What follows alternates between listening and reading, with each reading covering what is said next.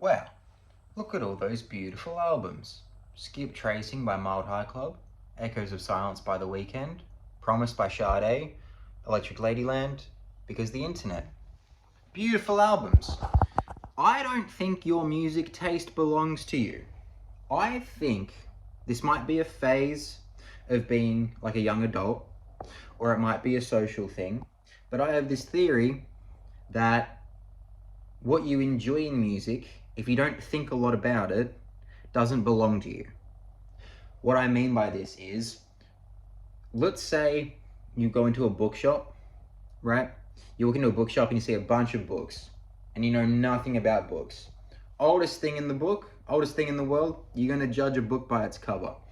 In music, I feel like there is a whole subset of music, artists, songs that you listen to because they have social value, or because they have like cultural value, or some perceived value like wealth, like a Ferrari or a Lamborghini or something like that. Music is not something you possess. Music is something that you consume and you listen to, right? You wouldn't put a social value on a bird unless you're a bird watcher, I guess, and you'd sort of be doing it based on rarity.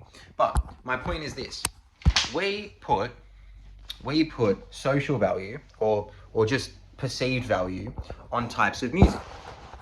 And I don't think that's the same thing as enjoying the music for the music itself.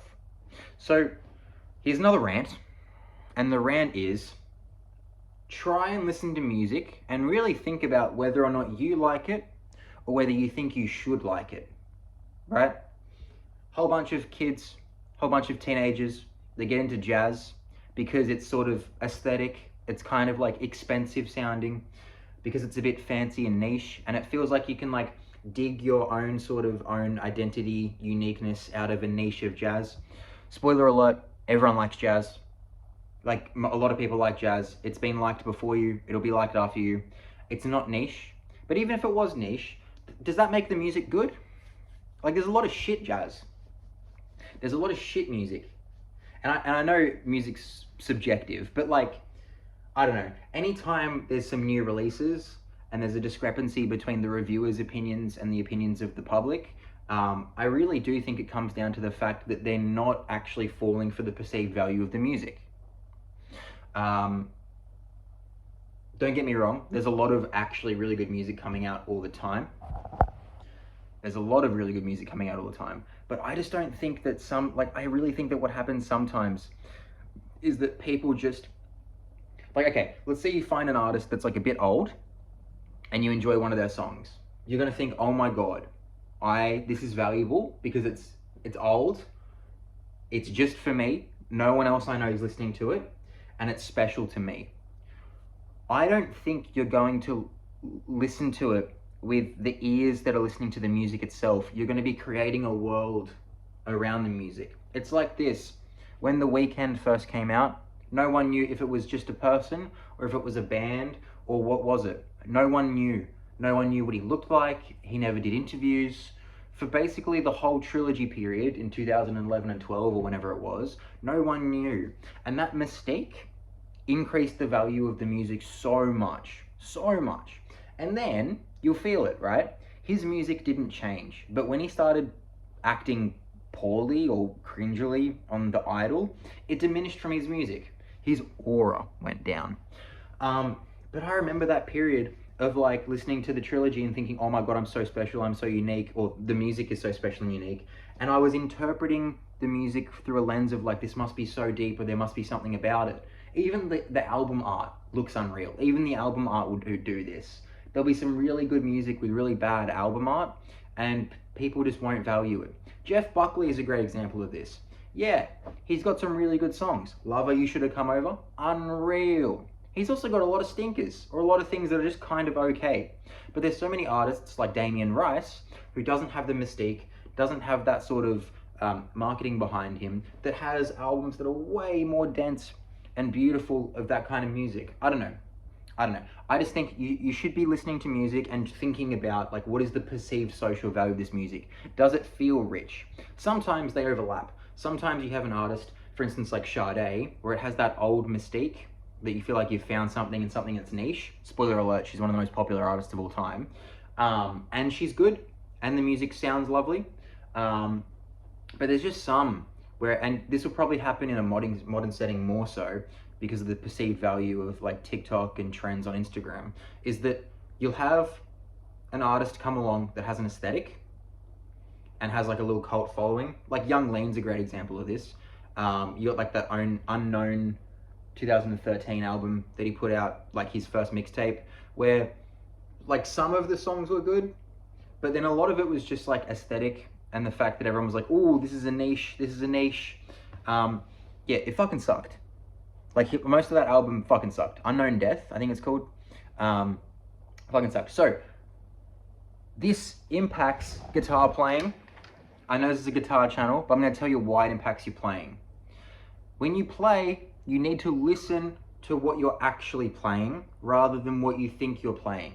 For instance, going fast, playing complicated things. This is the Jacob Collier bullshit. You think that there's value and it's impressive in you playing complicated, hard stuff, so you're going to try to. Nonsense.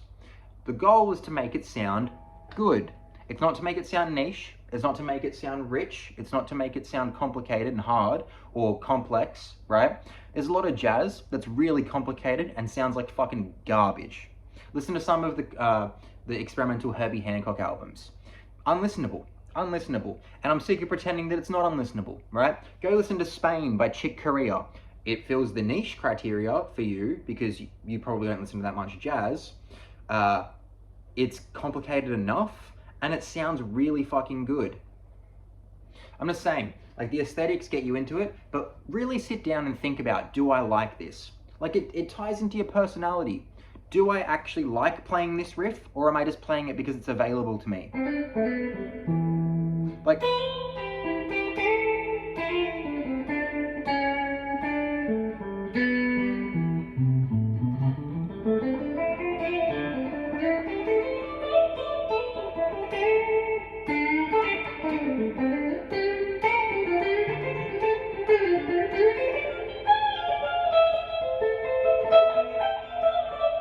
does that sound good because it's actually good, or because I associate it with like I don't know, like Sultans of Swing, Mark Knopfler?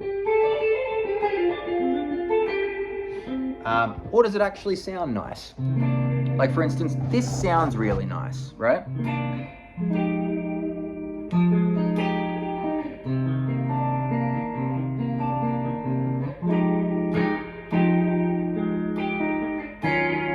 Alright, so it's Sade, Like a Tattoo.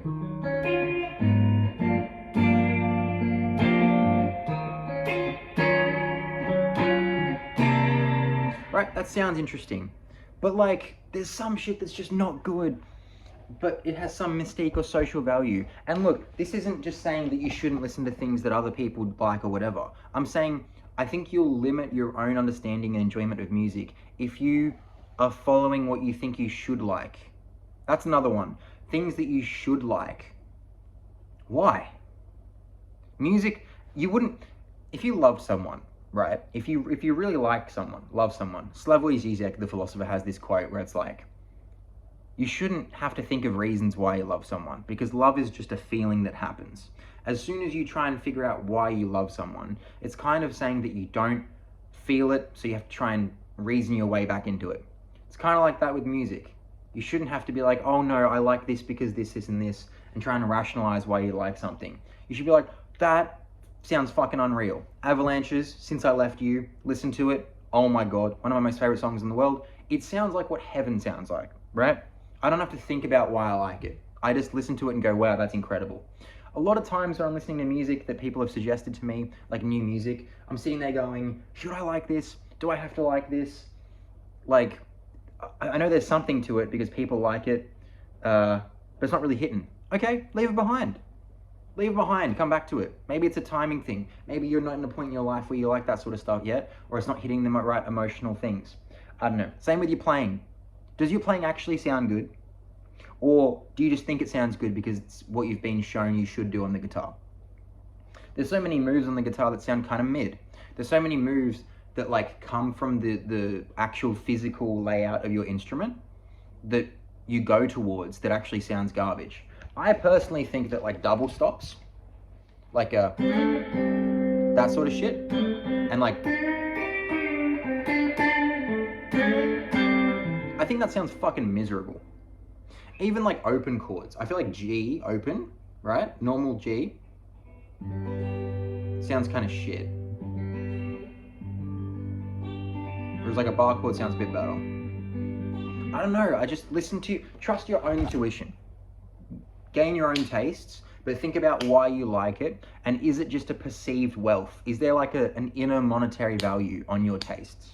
If so, light it on fire. Light it on fire, pick your own interests. I don't know.